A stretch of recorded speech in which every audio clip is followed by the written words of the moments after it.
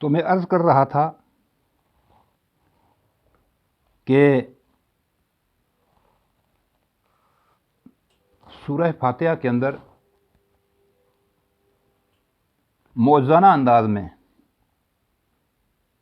اللہ تعالیٰ ہی کا شکر اور تعریف فرما کر شخصیت پرستی کی جڑ کاٹ دی گئی ہے. شرک کا، مخلوق پرستی کا، شخصیت پرستی کا کلا کما کر دیا گیا ہے، اور نہایت ہی موزانہ انداز میں اور نہایت ہی حکیمانہ انداز میں یہ ذہن سازی کر کے توحید باری تعالیٰ کو اجاگر کیا گیا ہے. بقول اقبال کے کہ کیوں خالق و مخلوق میں آہل رہیں پردے، پیران کلیسا کو کلیسا سے اٹھا دو. یہ بات یاد رکھیں الحمدللہ کے ضمن میں ہی کہ دین اسلام جو ہے دیگر مذہب کی طرح خارجی رسوم کا وجود نہیں رکھتا، اور یہی سورہ فاتحہ کا مغز ہے. سورہ فاتحہ نے تمام بنی نوع انسان کو ان تمام قیود اور رسوم سے آزاد کر دیا ہے. آپ صلی اللہ علیہ وسلم نے بتایا ہے کہ عبادت کے لیے خالق اور بندے کے درمیان کسی خاندان، کسی بڑی شخصیت، کسی وساطت کی ضرورت نہیں ہے. اسلام میں نہ ہندوؤں کی طرح برہمن اور پروہت ہیں، نہ یہودیوں کی طرح کاہن اور ربی ہیں، اور نہ ہی عیسائیوں کی طرح ہارون کے خاندان کی وساطت کی قید ہے، عیسائیوں اور یہودیوں کے، اور نہ ہی پارسیوں کی طرح دستوروں کی حاجت. فرمایا ادعونی، تم مجھے پکارو، بندو تم مجھے پکارو. فاستجب لکم، استجب لکم، میں تمہیں جواب دوں گا، میں تمہیں جواب دیتا ہوں، میں تمہیں ہر چیز عنایت کرتا ہوں. واللہ قریب سمیع مجیب لا یحتاج الا بالواسطہ. اللہ بندے کے قریب ہے، سمیع ہے، براہ راست سنتا ہے، مجیب ہے، جواب دیتا ہے. لا یحتاج الا بالواسطہ، اسے کسی وساطت کی ضرورت نہیں ہے. صرف اور صرف خالق ہی سے مانگو. جو اقبال نے کہا ہے کہ نہاد زندگی میں ابتدا لا اور انتہا الا، پیام موت ہے لا ہوا الا سے جدا. اور الحمدللہ عربی زبان سے جو لوگ واقف ہیں یہ جانتے ہیں کہ حمدہ یحمد و حمدن کے اندر تعریف اور شکر کے معنی پائے جاتے ہیں. تعریف اللہ سبحانہ و تعالیٰ کے کمالات کے اوپر، اور شکر جو ہے اس کے انعامات اور احسانات اور عطا کے اوپر. الحمد کے اندر یہ جو ال ہے، ال صرف حمد نہیں ہے بلکہ الحمد، یہ ال ہے جو الف لام جو ہے اس کو کلمہ استغراق کہتے ہیں. یہ کلمہ استغراق ہے، یعنی ہر قسم کی حمد و ثنا، شکر، تعریفیں صرف اور صرف اللہ ہی کے لیے ہیں. اگر کسی کے اندر کوئی خوبی ہے، کوئی کمال ہے، تو وہ اس کا ذاتی کمال نہیں ہے، ذاتی خوبی نہیں ہے، بلکہ وہ عطائی ہے، عارضی ہے، فانی ہے. مثال کے طور پر ایک ڈاکٹر ہے، اس کے ہاتھ سے اللہ سبحانہ و تعالیٰ مخلوق کو شفا دے رہے ہیں، سارے لوگ اس کی تعریف کرتے ہیں. لیکن ذرا غور کیجئے، آیا یہ خوبی، یہ شفا اس کے ہاتھ میں کس نے دی ہے، کس نے رکھی ہے؟ اللہ ہی نے رکھی ہے، اللہ ہی نے رکھی ہے. کریڈٹ سب ادھر جا رہا ہے، ہیں اس کی جانب سارے روانہ، سب کی زباں پر اس کا فسانہ. وہ ہر بشر کے نزدیک تر ہے، سارے جہاں کی اس کو خبر ہے. اس کے لیے ہے ہر کام آساں، لوح و قلم ہے اس کے سناخواں.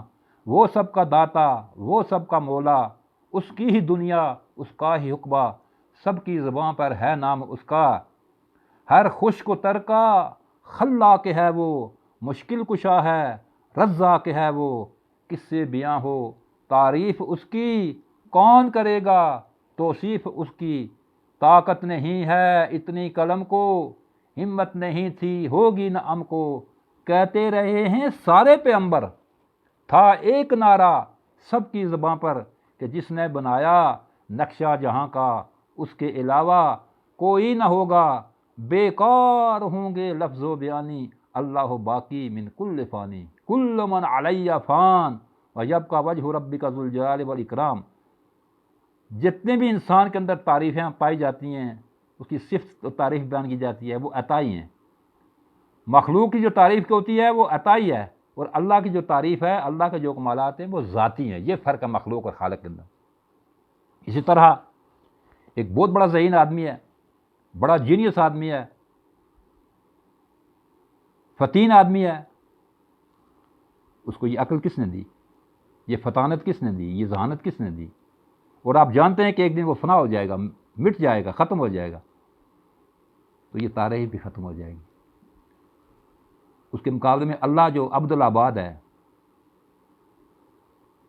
اللہ کو زوال نہیں ہے، لم یزل ہے، وہ لم یزل، اللہ کی ذات ازل سے ابد تک ہے، انسان اس کی ذات کا ادراک نہیں کر سکتا۔ اور انبیاء علیہ السلام جیسے برگزیدہ مخلوق، برگزیدہ بندے، جو کائنات کے اندر برگزیدہ ترین مخلوق بندے ہیں، انہوں نے بھی صرف اور صرف، میں نے ابتداءً کہا تھا کہ الحمدللہ رب العالمین کے اندر شرک کی جڑ کاٹ دی گئی ہے۔ انبیاء علیہ السلام جیسی مخلوق بھی، انبیاء علیہ السلام جیسے بندے بھی صرف اور صرف اللہ ہی سے مانگتے ہیں اور اللہ ہی کے آگے ہاتھ پھیلاتے ہیں، اور اس میں ہمارے لیے سبق ہے۔ یہ انبیاء کا جو ذکر آیا قرآن مجید کے اندر، اس میں دراصل سبق ہمارے لیے ہے۔ تمام حاجتیں انہوں نے مانگی تو اللہ سے مانگی، اور انسانوں کو توحید کا درس دیا۔ سیدنا ابراہیم علیہ السلام، جن کو جد الانبیاء کہا جاتا ہے، جن کی آل سے، جن کی اولاد سے ہزارہا انبیاء مبعوث ہوئے، اور تمام آسمانی مذاہب، خواہ وہ عیسائی ہوں یا یہودی ہوں یا مسلمان ہوں، حضرت ابراہیم علیہ السلام کے اوپر فخر کرتے ہیں، ان سے اپنی نسبت کے اوپر فخر محسوس کرتے ہیں۔ ان کو جب بڑھاپے کے اندر اولاد عطا ہوئی، بڑھاپے کی عمر میں اللہ سبحانہ و تعالیٰ نے جب ان کو اولاد دی، تو انہوں نے اللہ کی توحید، اللہ کی تعریف اور اللہ کا شکر ان الفاظ میں ادا کیا کہ الحمدللہ الذی وہب لی علی الکبر اسماعیل و اسحاق۔ تعریف اور شکر اللہ ہی کے لیے ہے، اسی کا شکر ہے، اسی کی تعریف ہے جس نے بڑھاپے کی عمر میں مجھے اسماعیل اور اسحاق جیسے بیٹے دیے۔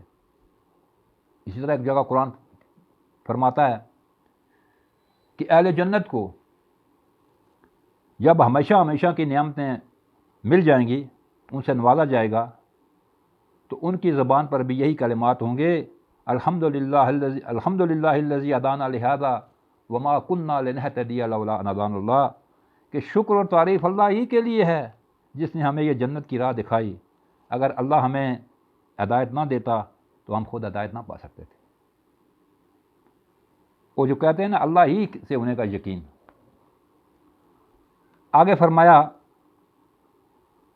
کہ کائنات کا ذرہ ذرہ، یہ یونیورس جو ہے، میں وقت نہیں ہے ورنہ بتاؤں یہ کائنات کے اندر ہماری حقیقت کیا ہے، زمین کی کیا حقیقت ہے۔ کروڑوں مربع میل زمین کے اندر ایک ریت کے ذرے کی مانند بھی نہیں ہے ہماری یہ زمین جس کے اوپر ہم بس رہے ہیں۔ ساری کائنات اور اس کی ہر چیز اللہ سبحانہ و تعالیٰ ہی کی تعریف و تسبیح بیان کر رہی ہے، لیکن انسانوں تم ان کی تعریف کو سمجھ نہیں سکتے۔ وَإِن مِّن شَيْءٍ إِلَّا يُسَبِّحُ بِحَمْدِهِ وَلَٰكِن لَّا تَفْقَهُونَ تَسْبِيحَهُمْ۔ اسی طرح سیدنا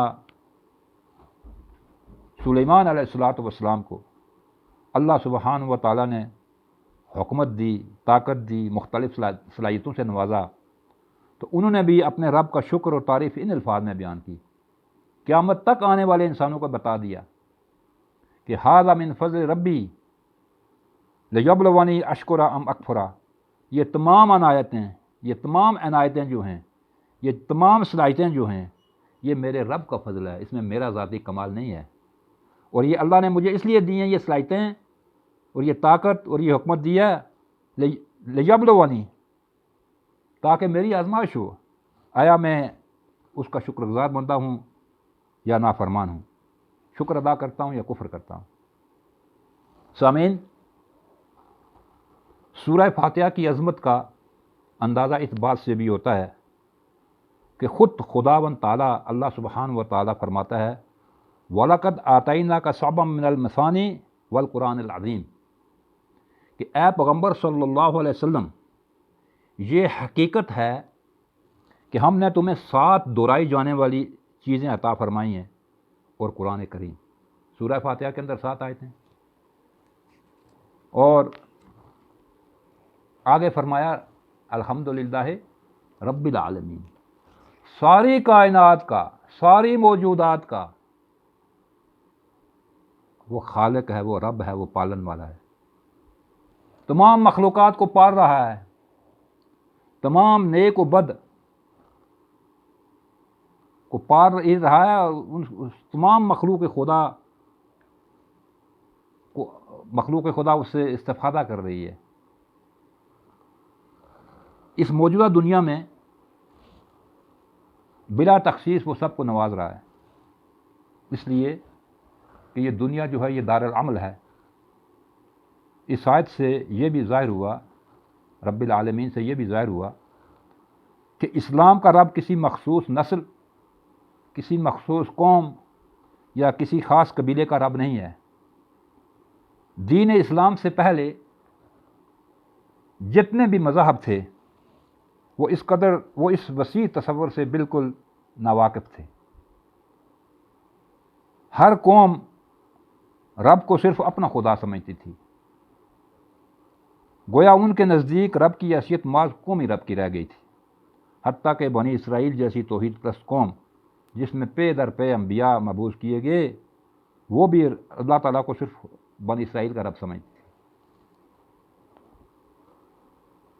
رب العالمین کے الفاظ سے اللہ تعالیٰ کی مخلوق سے ہمدردی، غم خواری کا وسیع تصور پیدا ہوتا ہے، انسان کا کینوس کھلتا ہے، تمام انسانوں سے شفقت اور اپنی محبت کے جذبات ابھرتے ہیں، اور کالے اور گورے کی تمیز اٹھ جاتی ہے، خشکی و تری، مشرق و مغرب، جہاں بھی چلے جائیں رب العالمین کو تلاش کرنا کوئی مشکل و دشوار نہیں ہے، دیگر مذہب کی طرح جہاں پکاریں گے وہ آپ کو جواب دے گا۔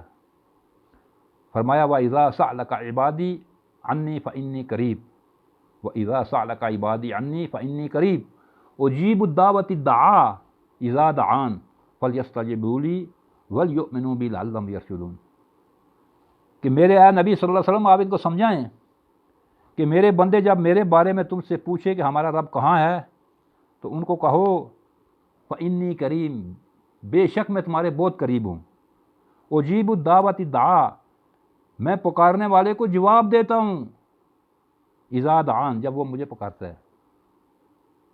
اسی طرح اگلی آیت ہے الرحمن الرحیم، نہایت ہی مہربان اور نہایت ہی رحم کرنے والا۔ لفظ رب جو ہے دراصل مصدر ہے جو فاعل کے معنی میں استعمال ہوا ہے، اور اس میں انتہا درجے کا مبالغہ ہے۔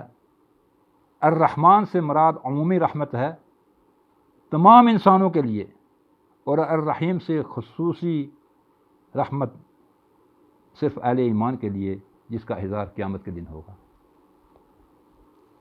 اور یاد رکھیں کہ معرفت رب کے بارے میں انسان نے ہر دور میں بڑی ٹھوکر کھائی ہے، اور اپنے اپنے ذہن سے کے پیمانوں سے جب رب کا تعین کیا تو وہ بھٹک گئے، معرفت رب کی جستجو میں اپنی اپنی عقل کے گھوڑے دوڑائے، مگر سخت ٹھوکر کھائی ہے۔ اس میں شک نہیں کہ عقل جو ہے اللہ کی بیش بہا نعمت ہے. عقل ہی کی وجہ سے ایک انسان اور ایک حیوان کے اندر فرق پایا جاتا ہے. عقل ہی دے کر اس کو دیگر مخلوق سے ممیز کیا گیا ہے، امتیاز بخشا گیا ہے.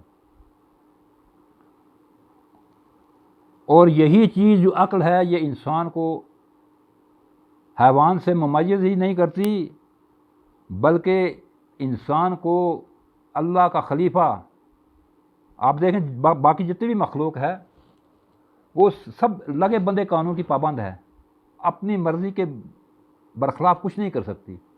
لیکن انسان کو اللہ تعالیٰ نے اختیارات دیے، عقل بھی دی، اختیارات بھی دیے، کیونکہ یہ ابتدائی میں نے کہا تھا کہ یہ دنیا آزمائش کی جگہ ہے. اور اس عقل ہی کی وجہ سے اللہ سبحانہ و تعالیٰ نے دیگر مخلوقات کے اوپر انسان کو فضیلت دی. انسان کو جو فضیلت حاصل ہے یہ اس لیے کہ عقل کی وجہ سے. مگر یہ حقیقت ہے کہ عقل کا کام جو ہے وہ صرف معقولات اور محسوسات تک محدود ہے. اگر عقل ہی معیار ہوتی تو اللہ سبحانہ و تعالیٰ انبیاء کو کیوں بھیجتا؟ عقل ہی سب کچھ ہوتی تو اللہ سبحانہ و تعالیٰ کتابیں کیوں نازل فرماتا؟ عقل کی جتنی بھی تعریف کی جائے کم ہے، لیکن عقل بہرحال مخلوق ہے. جو اقبال نے کہا تھا کہ گزر جا عقل سے آگے کہ یہ نور چراغ راہ ہے، منزل نہیں ہے. منزل کا راستہ اور تخلیق انسان کا مقصد عقل نہیں بلکہ وحی ربانی ہے، جس کے لیے اللہ سبحانہ و تعالیٰ نے ہر زمانے میں انبیاء کو بھیجا اور کتابیں نازل کیں. عقل جو ہے وہ راستے کی روشنی تو ہے مگر منزل نہیں ہے.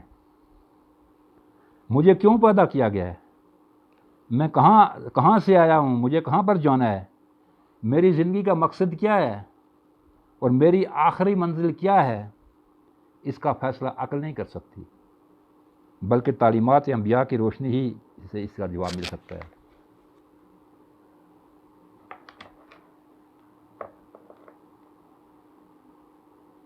اقول قولی ھذا استغفر اللہ لی ولکم ولسائر المسلمین استغفروہ انہ هو الغفور الرحیم. سامعین اکرام، باقی ہمارا دوسرا درس قرآن انشاءاللہ آئندہ آپ سماعت فرمائیں. وآخر دعوانا ان الحمد للہ رب العالمین.